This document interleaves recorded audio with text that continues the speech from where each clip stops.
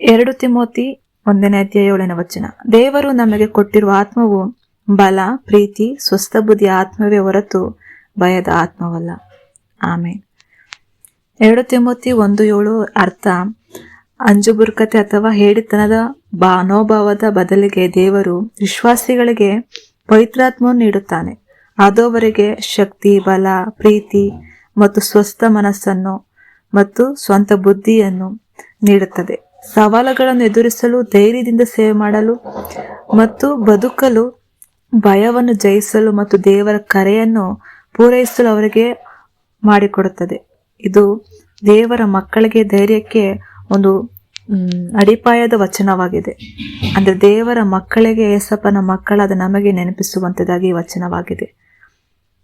ಅವರಿಗೆ ದೈವಿಕ ಒಂದು ಆತ್ಮ ಹೇಗೆ ಪರಿಶುದ್ಧಾತ್ಮ ನೀಡಲಾಗಿದೆ ಅಂತ ಹೇಳುವುದಾದ್ರೆ, ಭಯವನ್ನು ಶಕ್ತಿ, ಸಹಾನುಭೂತಿ ಮತ್ತು ಸ್ಪಷ್ಟತೆಯಿಂದ ಬದಲಾಯಿಸುವ ಯೋಚನೆ ಆಗಿದೆ.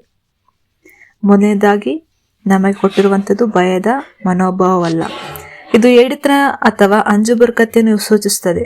ವಿಶೇಷವಾಗಿ ಸುವಾರ್ತೆ ಹಂಚಿಕೊಳ್ಳುವಲ್ಲಿ ಅಥವಾ ಕಷ್ಟಗಳನ್ನು ಸಹಿಸಿಕೊಳ್ಳುವಲ್ಲಿ ಇದು ವಿಶ್ವಾಸಿಗಳಿಗೆ ದೇವರ ಉದ್ದೇಶಕ್ಕೆ ವಿರೋಧವಾಗಿದೆ.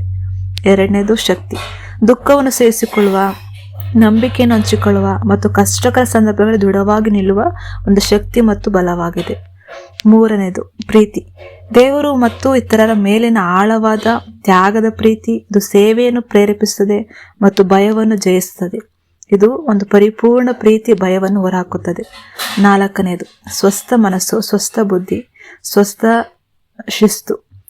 ಇದು ಭಯ ಅಥವಾ ಉತ್ಸಾಹದಿಂದ ನಿಯಂತ್ರಿಸಲ್ಪಡುವ ಬದಲು ಸ್ಪಷ್ಟವಾಗಿ ಯೋಚಿಸುವ, ಬುದ್ಧಿವಂತ ನಿರ್ಧಾರ ತೆಗೆದುಕೊಳ್ಳುವ, ಸ್ವಯಂ ನಿಯಂತ್ರಣವನ್ನು ವ್ಯಾಯಾಮ ಮಾಡುವ ಮತ್ತು ಪರಿಪೂರ್ಣವಾಗಿ ಅದು ಕ್ರಿಸ್ತನ ಮನಸ್ಸನ್ನ ಹೋಲಿಸುವಂತದ್ದಾಗಿದೆ. ಅದು ಸಾಮರ್ಥ್ಯ ಹೊಂದಿದೆ. ಆಮೇಲೆ ಗಾಡ್ ಬ್ಲೆಸ್.